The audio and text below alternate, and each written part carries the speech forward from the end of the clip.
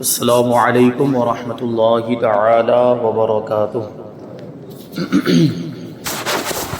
نحمده ونصلي ونسلم على رسوله الكريم اما بعد فاعوذ باللہ من الشیطان الرجیم بسم اللہ الرحمن الرحیم۔ ان اللہ وملائکته یصلون علی النبی یا ایہا الذین آمنوا صلوا علیہ وسلموا تسلیما۔ اللہم صلی علی سیدنا ومولانا محمد معدن الجود والکرم وآلہ الکرام وابنہ الکریم وبارک وسلم صلاۃ وسلاما علیک یا رسول اللہ صلی اللہ تعالی علیہ وسلم۔ سورہ بقرہ آیت نمبر 75 کی تفسیر ہے۔ اللہ تبارک و تعالی ارشاد فرماتا ہے افتطمعون ان یؤمنوا لکم وقد کان فریق منہم یسمعون کلام اللہ ثم یحرفونہ من بعد ما عقلوہ وہم یعلمون۔ تو اے مسلمانوں، کیا تم یہ امید رکھتے ہو کہ یہ تمہاری وجہ سے ایمان لے آئیں گے، حالانکہ ان میں ایک گروہ وہ تھا کہ وہ اللہ کا کلام سنتے تھے اور پھر اسے سمجھ لینے کے بعد جان بوجھ کر بدل دیتے تھے۔ انصار صحابہ کرام، یعنی وہ صحابہ کرام جو مدینہ منورہ کے رہنے والے تھے، ان کو اس بات کی بہت زیادہ امید تھی اور بہت زیادہ اس بات کی خواہش اور حرص تھی کہ یہودی اسلام قبول کر لیں، کیونکہ وہ یہودیوں کے حلیف تھے۔ یہودی مدینہ منورہ کے اطراف میں رہتے تھے اور انصار صحابہ کرام کے قبیلوں کے ساتھ یہودیوں کے قبیلے کا ایگریمنٹ ہوا تھا، معاہدہ ہوا تھا کہ صلح اور جنگ کے موقع پر دونوں ایک دوسرے کا ساتھ دیں گے، اور اسی کو حلیف کہا جاتا ہے۔ تو چونکہ یہودی یہ انصار صحابہ کرام کے حلیف تھے، اس لیے انصار صحابہ کرام رضی اللہ عنہم کی یہ خواہش تھی کہ یہودی مسلمان ہو جائیں، اور وہ ان کے پڑوسی بھی تھے۔ تو اس پر اللہ تبارک و تعالیٰ نے ارشاد فرمایا کہ اے مسلمانوں، کیا تم یہ امید رکھتے ہو کہ یہ یہودی تمہارا یقین کریں گے، تمہاری تبلیغ کی وجہ سے اسلام لے آئیں گے، حالانکہ ان میں ایک گروہ وہ تھا جو صرف علماء پر مشتمل تھا، یعنی یہودیوں کے علماء۔ یہودیوں میں جو کتاب اللہ کے یعنی توریت کے عالم تھے، وہ ایک گروہ ایسا تھا، وہ اللہ کا کلام یعنی توریت سنتے تھے اور پھر اسے سمجھ لینے کے بعد جان بوجھ کر بدل ڈالتے تھے۔ اسی طرح ان یہودیوں نے بھی توریت میں تحریف کی، یعنی ان کے آبا و اجداد میں ان کے علماء جو تھے، یہودیوں کے علماء، وہ توریت میں تحریف کرتے تھے، تبدیلی کر دیتے تھے، اور حضور پاک صلی اللہ علیہ وسلم کے زمانے میں جو یہودی موجود ہیں، انہوں نے بھی توریت میں تحریف کی اور تبدیلی کی، اور رسول اکرم صلی اللہ علیہ وسلم کی نعت بدل ڈالی، یعنی توریت کے اندر جو حضور کے اوصاف بیان کیے تھے، حضور کی خوبیاں بیان کی تھی، اس کو بدل دیا۔ تو ایسے لوگ کہاں ایمان لائیں گے؟ لہٰذا تم ان کے ایمان کی امید نہ رکھو، یعنی جو توریت کو بدل دیتے ہوں، جو اللہ کے کلام کو بدل دیتے ہوں، اللہ کی کتاب کو بدل دیتے ہوں، ان کی جانب سے ایمان لانے کی امید کیسے کی جا سکتی ہے؟ اس سے معلوم ہوا کہ عالم کا بگڑنا عوام کے بگڑنے سے زیادہ تباہ کن ہوتا ہے۔ یہودیوں کے علماء بگڑ گئے، یہودیوں کے علماء نے خود کتاب اللہ کے اندر تحریف شروع کر دی اور اس کو بدلنا شروع کر دیا، تو اس کی وجہ سے کتنا فساد ہوا اور کتنی تباہی مچی۔ تو عالموں کے بگڑنے کی وجہ سے علماء کے بگڑنے کی وجہ سے عوام تو بگڑنے ہی والی ہے۔ کیوں؟ کیونکہ عوام علماء کو اپنا ہادی اور رہنما سمجھتے ہیں۔ عوام کا تو حال یہی ہے کہ یہ علماء ہمارے رہبر ہیں، ہمارے رہنما ہیں، ہم ان کے کہنے کے مطابق چلتے ہیں، وہ ہمیں شریعت کی باتیں بتاتے ہیں، وہ ہمیں اسلام کی باتیں بتاتے ہیں، ہم ان کے حساب سے چلتے ہیں۔ تو یہودیوں کے اندر بھی یہی ہوا، یہودی عوام اپنے علماء پر بھروسہ کرتی تھی، اپنے علماء کو اپنا رہبر اور اپنا ہادی، اپنا رہنما سمجھتے تھے۔ وہ علماء بگڑ گئے تو ان کی عوام بھی بگڑ گئی۔ وہ یعنی عوام کا حال یہ ہوتا ہے کہ وہ علماء کے اقوال پر عمل کرتے ہیں اور ان کے افعال کو دلیل بناتے ہیں۔ عالم کو کچھ عمل کرتا ہوا دیکھتے ہیں تو پھر اس کو دلیل بنایا جاتا ہے۔ ہمارے زمانے کی بھی یہ بات ہے کہ ہم نے تو فلاں عالم کو، فلاں مفتی صاحب کو ایسا کرتے ہوئے دیکھا، اس کا مطلب کیا ہے؟ یہ جائز ہوگا تبھی تو انہوں نے کیا، تو ان کے عمل کو بھی دلیل بنایا جاتا ہے۔ اور جب علماء ہی کے عقائد و اعمال میں بگاڑ پیدا ہو جائے تو عوام راہ ہدایت پر کس طرح چل سکتی ہے؟ جب علماء ہی خود غلط راستے پر چلے جائیں، غلط عقیدہ اختیار کر لیں، تو ایسے علماء کو اب علماء سو کہا جائے گا۔ علماء سو یعنی برے علماء، یہ رہبر بننے کے لائق نہیں ہے، یہ رہنما بننے کے لائق نہیں، کیونکہ وہ خود اپنے علم پر عمل نہیں کرتے۔ جب وہ خود اپنے علم پر عمل نہیں کرتے تو لوگوں کو کیا راہ راست پر لائیں گے، لوگوں کی کیا رہنمائی کریں گے؟ تو ایسے علماء کی وجہ سے ان کو دیکھ کر، ان کی بدعملیوں کو دیکھ کر عوام بھی غلط راستے پر چلی جاتی ہے۔ اور کئی جگہ پر شاید یہ عالم کہلانے والوں کی بدعملی کا نتیجہ ہے کہ آج لوگ دیندار طبقے سے متنفر ہو رہے ہیں، دیندار طبقے سے بلکہ علماء سے دور ہوتے ہوئے نظر آ رہے ہیں۔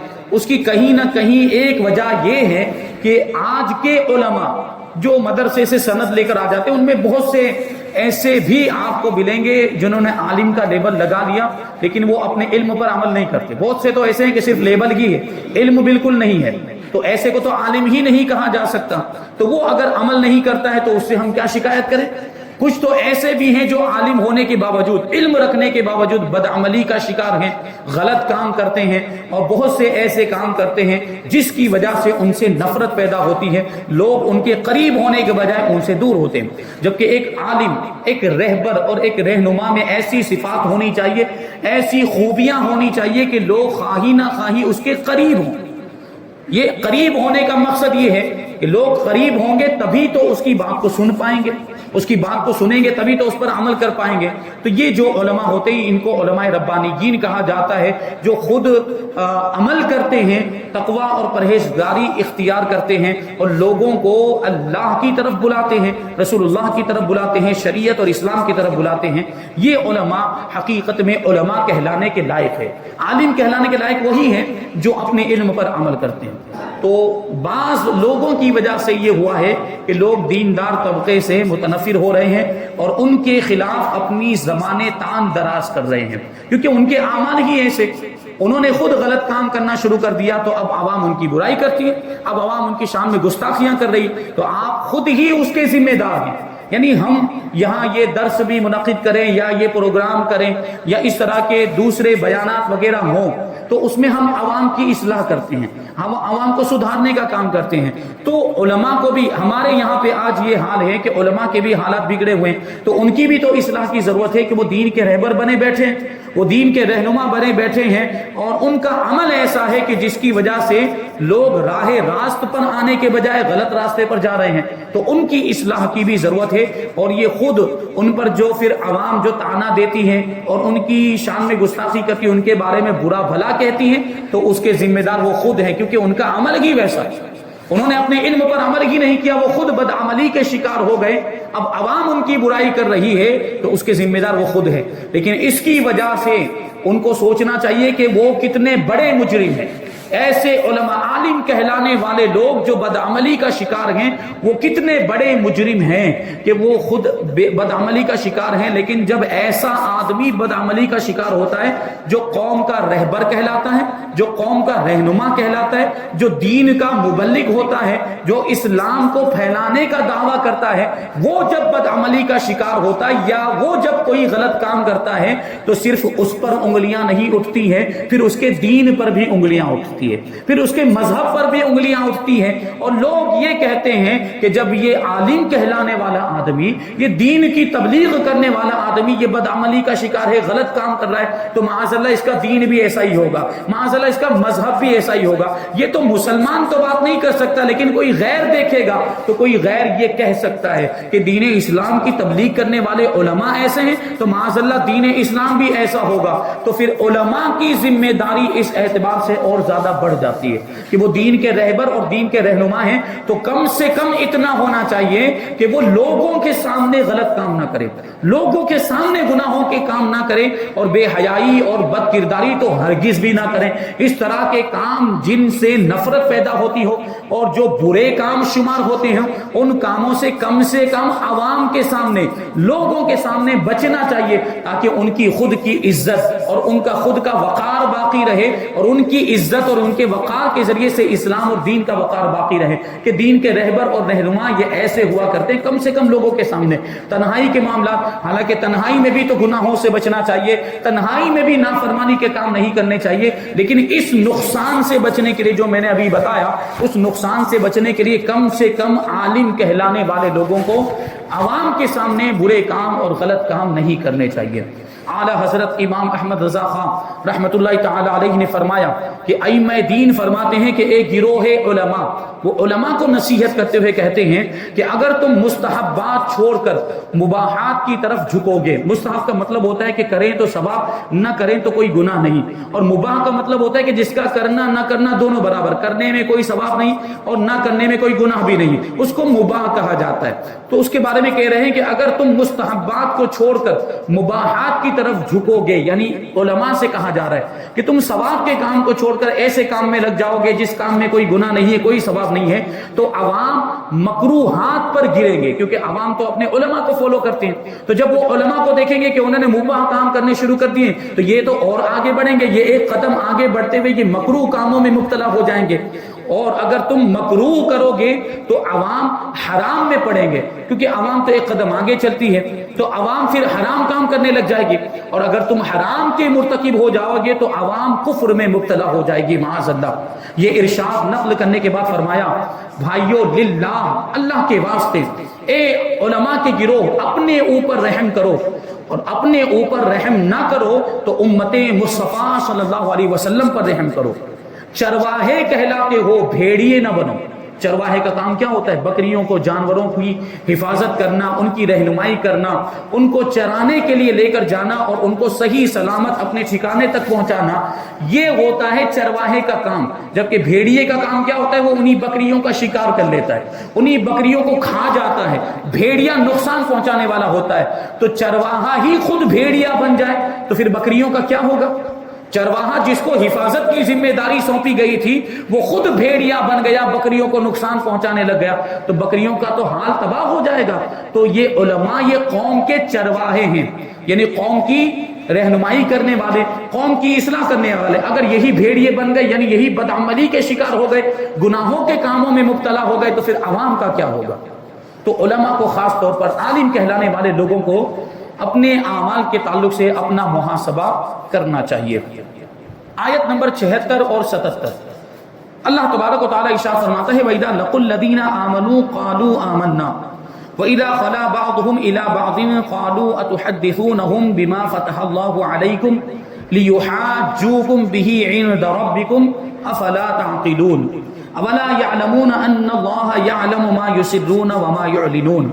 اور جب یہ مسلمانوں سے ملتے ہیں، یعنی یہودیوں میں جو منافق تھے ان کی بات چل رہی ہے کہ جب یہ مسلمانوں سے ملتے ہیں تو کہتے ہیں کہ ہم ایمان لا چکے ہیں، اور جب آپس میں اکیلے ہوتے ہیں تو کہتے ہیں کیا ان کے سامنے وہ علم بیان کرتے ہو جو اللہ نے تمہارے اوپر کھولا ہے تاکہ اس کے ذریعے سے یہ تمہارے رب کی بارگاہ میں تمہارے اوپر حجت قائم کرے، تمہارے اوپر دلیل قائم کرے. کیا تمہیں عقل نہیں؟ کیا یہ اتنی بات نہیں جانتے کہ اللہ جانتا ہے جو کچھ وہ چھپاتے ہیں اور جو کچھ وہ ظاہر کرتے ہیں؟ یعنی وہ یہ باتیں اپنی تنہائی میں کیا کرتے تھے، خلوت میں کیا کرتے تھے، لیکن اللہ تبارک و تعالیٰ سے تو کوئی بھی بات پوشیدہ نہیں رہتی، چاہے اس کو پھر تنہائی میں کیا جائے یا لوگوں کے سامنے کیا جائے. ساری چیزوں کو، سارے کاموں کو، ساری باتوں کو اللہ تبارک و تعالیٰ جانتا ہے. تو ان کے یہ معاملات تھے. یہ یہودیوں کے منافقین تھے جو اندر سے تو مومن نہیں تھے، اندر سے کافر تھے، لیکن اپنے آپ کو مومن ظاہر کرتے تھے، مسلمان ظاہر کرتے تھے.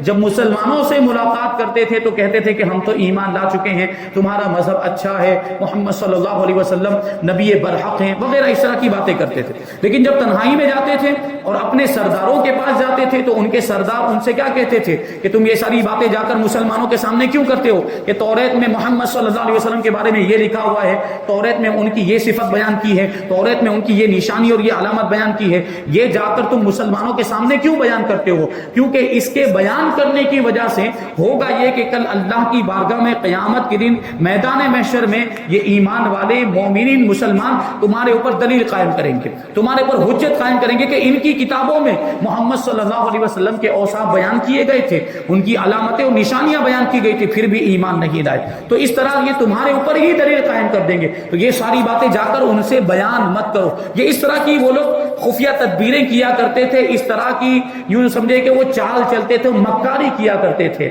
یہ یہودیوں کا معاملہ تھا. اس کے بارے میں کہتے ہیں حضرت عبداللہ ابن عباس رضی اللہ تعالی عنہما فرماتے ہیں کہ یہودی منافق جب صحابہ کرام رضی اللہ تعالی عنہم سے ملتے تو ان سے کہتے کہ جس پر تم ایمان لائے اس پر ہم بھی ایمان لائے, تم حق پر ہو اور تمہارے آقا محمد صلی اللہ علیہ وسلم سچے ہیں, ان کا قول حق ہے, ہم ان کی نعت و صفت اپنی کتاب تورات میں پاتے ہیں.